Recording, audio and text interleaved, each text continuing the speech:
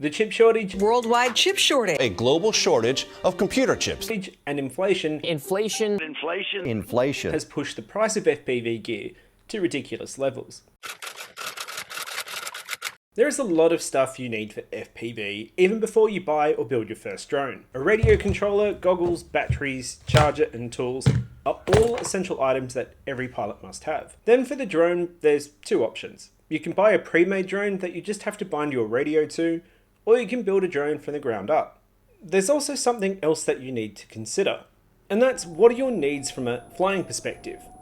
For me, in Sydney, Australia, it's difficult to find places outdoors, so naturally I find it easier to stick to racing for freestyle. But I also want to be able to do cinematic and indoor flying. But no matter what your needs are, there are cheap options and expensive options to choose from. There are 3 places that you can go to buy cheap FPV gear: AliExpress, Banggood, and second-hand marketplaces like Facebook Marketplace or Craigslist. However, cheap FPV gear just isn't limited to no brand or used equipment. Many of the name brand manufacturers also produce some very cheap gear like Beta FPV with their light radio series or Jumper with the T-Light. Another cheap way to get into FPV is with a ready-to-fly kit. And that's how I started myself. I bought the Emax Tiny Hawk 2 ready-to-fly kit, which was a lot of fun and kicked off my entire journey in FPV. Finding cheap gear online isn't as straightforward as you'd expect. Let's start with both AliExpress and Banggood.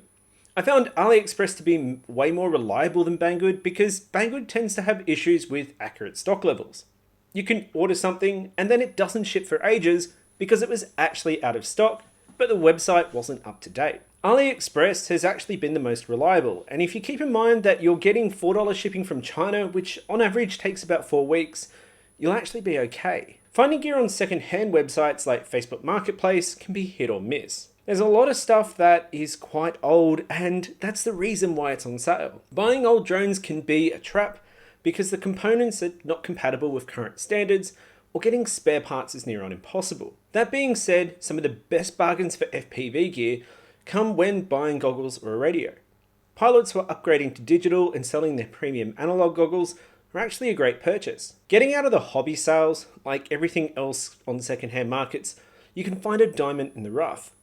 But usually sellers won't split things up as the diamond supports the price of the rest of the gear, which can be junk.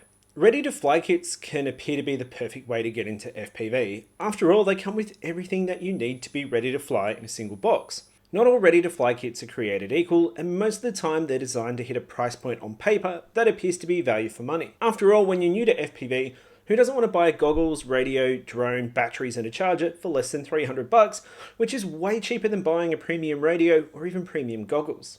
A lot of the cheap FPV gear that I've had has either broke and is now in the bin, or once I got decent gear, I just realized how bad it actually was. For the cheap 5-inch, I also spent another $100 upgrading it just to make it decent because the base parts like the video transmitter, antenna, cameras and propellers were just absolutely terrible. On the $190 build, I broke a motor in a crash, but the real issue is I just can't get a single motor replaced. So I had to buy 4 brand new motors. For cheap radio controllers, I've bought the Beta FPV Light Radio 3, and that radio is now dead and no longer works, even after trying to fix it by changing out the battery. So that's practically been a waste of money. The Emax Tiny Hawk 2 ready-to-fly kit was also a huge waste of money because I upgraded the radio within the first month of having it. Now I did go with another budget radio, the Taranis X9 Lite, and it served me well for a while, but after upgrading to the TX16S by Radio Master, I haven't looked back on that radio. And even though I've tested and reviewed a bunch of others, it's still my daily driver. I used the Emax goggles for about 6 months until I could afford to upgrade, and I bought the Eachine EV300Ds on sale for $250, and I had them for about 8 months before upgrading to digital and the Skyzone Skyo 4X for analog.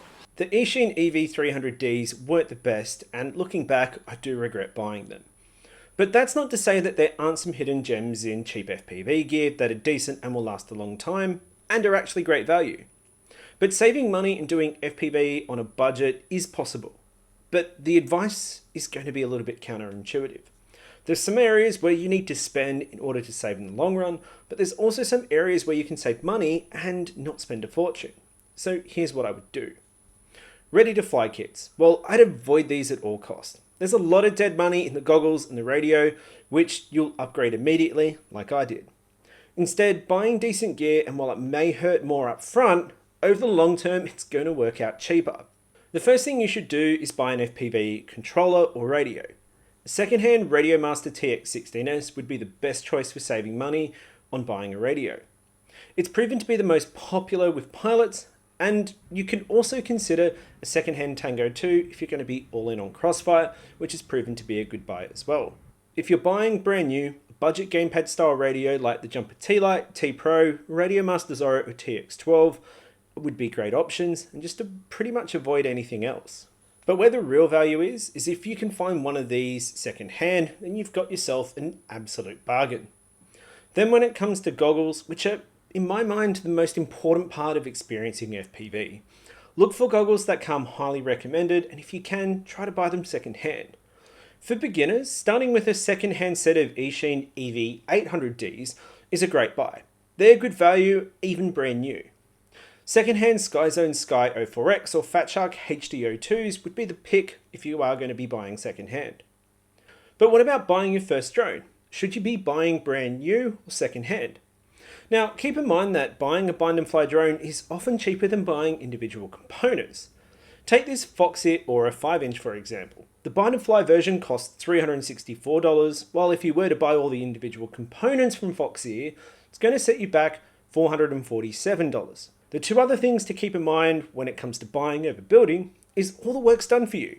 You don't have to spend time putting everything together, and if you aren't experienced with building or soldering, well, building can actually end in disaster if you smoke some of your components. But what about buying cheap drones, but buying them brand new? Well, you may have come across Darwin FPV, the Eachine Wizard, or that $88 drone I bought from AliExpress. Even though they're brand new, they use dirt cheap components that just don't last, and mine haven't. Even though a bind and fly can be cheaper, you may not like any of them, or you may want to put your own personal touch on things, and opt for just building anyway. If you're wanting to build on a budget, then sticking with budget components from reputable brands is the way to go. Buying an open source frame like the TBS Source 1 instead of a clone off AliExpress is actually a better solution. The easiest way to save money on a build is to buy a flight controller and ESC in a stack, or you can balance out costs by spending money on a high quality ESC which will stand up to the abuse, and go for a more budget flight controller. When replacing the ESC and motors on my cheap drone and the cheap build, I didn't go with top tier components. Now you can go with brand new mid tier components which will provide a good balance for money spent and also quality. I bought the Diatone Mamba F50 ESC for $40 and the iFlight Zingy Pro 2306 motors for $16. These will serve most pilots very well anyway. But if you want to buy second-hand parts, I would avoid second-hand ESCs and video transmitters, just to be on the safe side because you can't tell how much abuse that these have been through. Motors can be a good second-hand buy if you inspect them to make sure the bearings are still good and the stators aren't toast. But cameras and flight controllers are probably the two components that you could buy secondhand and have minimal issues with. An often overlooked way to save money on FPV is actually to go down in size, especially if you're new or starting out. Take these two examples from GEP-RC. The Mark V 5-inch analog Freestyle Drone will set you back $367, while the Smart 35 analog is $260. That's a $100 saving.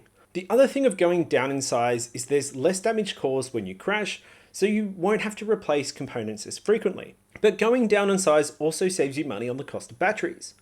Like other 5-inch Freestyle drones, the Mark V uses 6S 1200 mAh batteries, which will cost you about $32 each, while the 4S 850 battery that's on the Smart 35 is only $22. Now, this leads us to another area that can be very expensive, and that's batteries. I'd avoid secondhand batteries at all costs because there's no telling whether or not there's any internal damage to them, and given there's a potential for your house to be burnt down, the battery explodes during charging, it's not worth the extra risk. But the number one way to save money on batteries is actually by looking after them. Don't fly your batteries below 3.5 volts per cell, charge them at 1C, and get them back into storage charge ASAP. The final way to save money and do FPV on the cheap is to go for analog over digital.